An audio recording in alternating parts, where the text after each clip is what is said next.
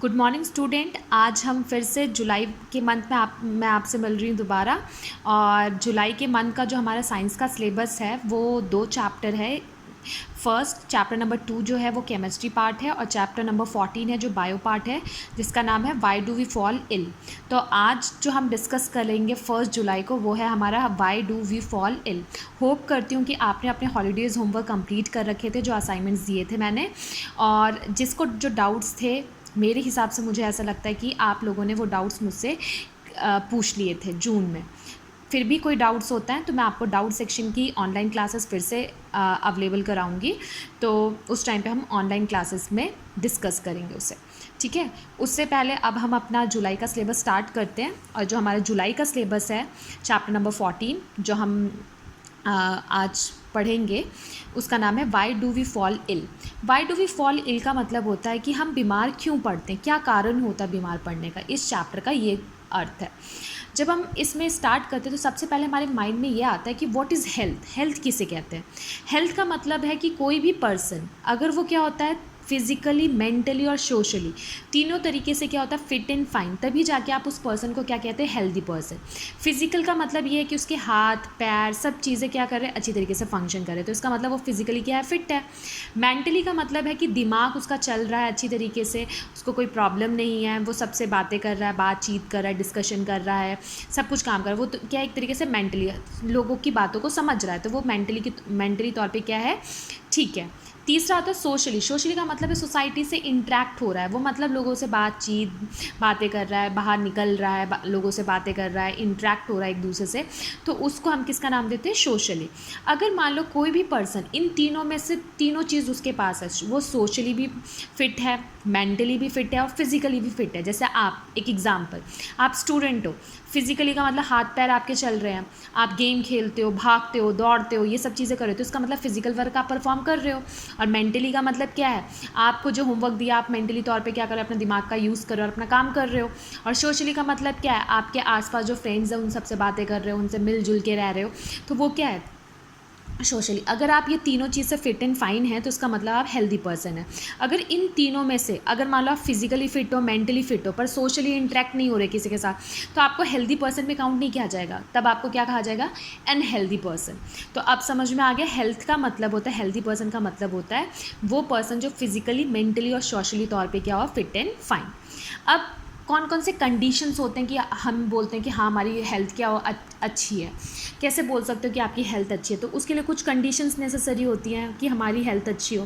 पहली कंडीशन होती है बैलेंस डाइट। अगर हम खाने को प्रॉपर तरीके से, क्योंकि फूड हमें क्या देता है, एनर्जी, उस एनर्जी से क्या होता है हमारी बॉडी में ग्रोथ एंड डेवलपमेंट। अगर हम बैलेंस डाइट अच्छी तरीके से नहीं लेंगे तो हमारा ग्रोथ और डेवलपमेंट अच्छी तरीके से नहीं होगा।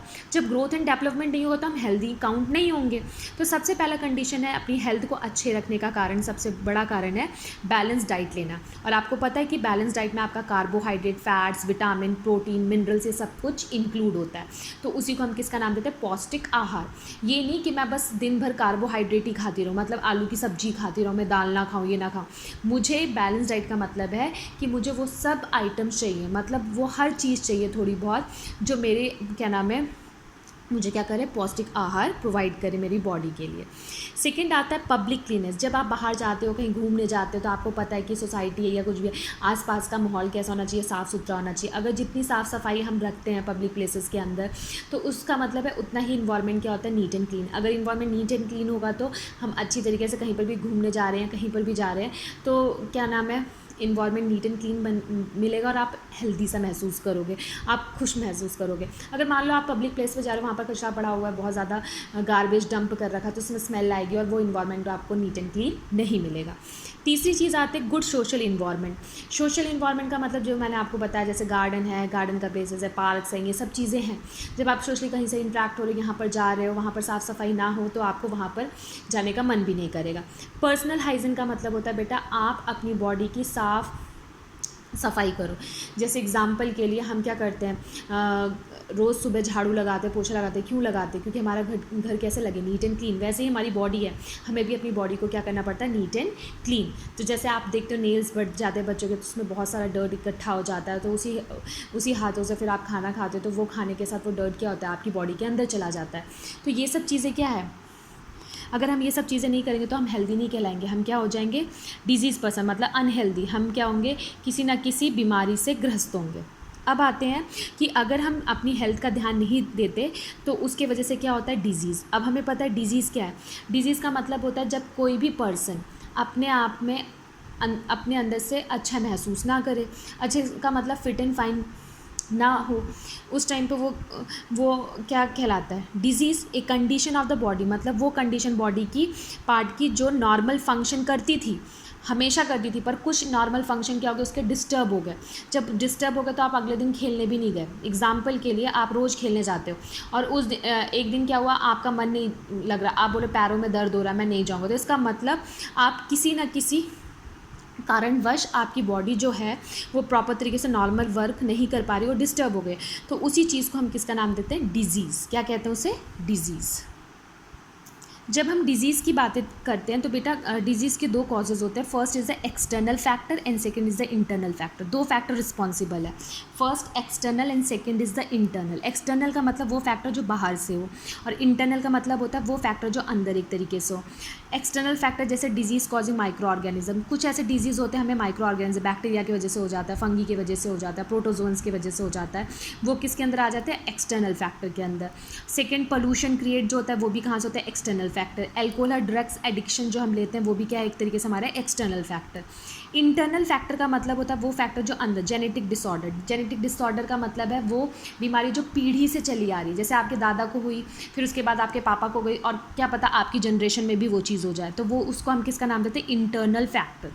Improper function of body organs, इसमें क्या होता है जो हमारे बॉडी के ऑर्गन्स होते हैं वो प्रॉपर तरीके से फंक्शन अच्छी तरीके से नहीं कर पाते, जिसकी वजह से हमें क्या होता है, इस टाइप की इंटरनल फैक्टर की क्या होती है, डिजीज़ हो जाती है। बहुत सारे एजेंट, कभी कभी पूछा जाता है कि डिज़ीज़ के कौन कौन से एजेंट्स हैं जो रिस्पॉन्सिबल हैं। तो डिज़ीज़ कॉजिंग करने के लिए बायोलॉजिकल एजेंट। अब बायोलॉजिकल का मतलब है वो एजेंट जो किससे रिलेटेड हो, माइक्रो ऑर्गेनिज्म। आपने 8th क्लास में पढ़ा था माइक्रो ऑर्गेनिज्म का टॉपिक, तो उसमें आपने क्लासेस को डिवाइड किया था, वायरस, बैक्टीरिया, फंगी, प्रोटोजन्स। वायरस को आप क्या करते थे, लिविंग भी कहते थे और नॉन लिविंग के अंदर भी काउंट करते थे। फिजिकल एजेंट्स का मतलब होता है कि जैसे हीट है, कोल्ड है, रेडिएशन है, अगर बहुत ज़्यादा धूप हो गई तो हम बीमार पड़ जाते हैं, बहुत ज़्यादा कोल्ड हो जाती है तो हमें परेशानी हो जाती है, ह्यूमिडिटी हो जाती है तो भी कोई इंसान बीमार हो जाता है। तो ये सब चीज़ें किसके अंदर आ जाती है, फिजिकल एजेंट के अंदर। और third is the mechanical agent. Mechanical agent का मतलब है कि वो एजेंट जैसे क्या हुआ, आपका इंजरी हो गई, फ्रैक्चर हो गया, ये सब किसके अंदर आ जाएगा, आपका मैकेनिकल एजेंट। और last is the social agent, जो कि किसके वजह से होता है, मेंटल डिसऑर्डर। जैसे मैंने आपको बताया, सोसाइटी इतना ज़्यादा प्रेशर बना देती है कि हम क्या करते हैं, वही चीज़ अपने दिमाग में सोचते रहते हैं और हम कहीं ना कहीं फिर किसके शिकार होते चले जाते हैं, डिप्रेशन के, और हम किसी से कुछ कहते नहीं हैं। तो इसका मतलब किसी से कुछ कहने का मतलब ये सोल्यूशन नहीं है। हम अपनी चीज़ों को अपने परिवार के साथ क्या कर सकते हैं, बांट सकते हैं, जिसकी वजह से वो जो मेंटली हमें टॉर्चर मिल रहा है वो चीज़ ना हो, हम किसी से डिस्कस कर लेते तो हम हल्का महसूस करते हैं। तो वही चीज़ यहाँ पर बोल रखी है कि सोशल एजेंट भी कहीं ना कहीं क्या करते हैं, मेंटल डिसऑर्डर लोगों को क्या करते हैं, क्रिएट करने के लिए सबसे बड़ा कारण माना जाता है। ठीक है, तो ये था हमारे कॉजेज ऑफ डिजीज़।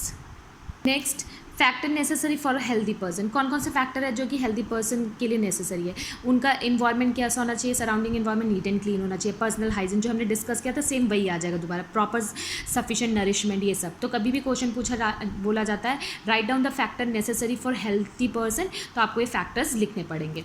नेक्स्ट आता है बेटा एक वर्ड जो बार बार हम सुनते हैं, prevention is better than cure. हमें क्या करना चाहिए, पहले ही क्या करना चाहिए, अपने आप को प्रिवेंट करना चाहिए जिसकी वजह से हम क्योर हो। जैसे बीमारी कोविड वाली चल रही है तो हमें बोला जाता है ना, prevention is better than cure. अगर हम अपने आप से क्या करेंगे, प्रिवेंशन, प्रिकॉशंस लेंगे तभी तो जाके हम फिट एंड फाइन रहेंगे।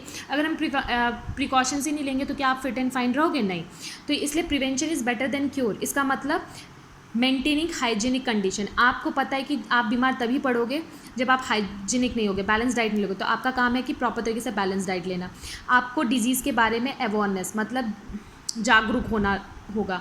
Intake of balance diet, regular medical, और हमेशा क्या करना चाहिए, अपना रेगुलर मेडिकल चेकअप कराना चाहिए, जिसकी वजह से आप क्या होगे, डिजीज़ से क्योर रहोगे। तो आज के लिए इतना ही, नेक्स्ट टॉपिक हम डिस्कस करेंगे कल। तो thank you for watching this video.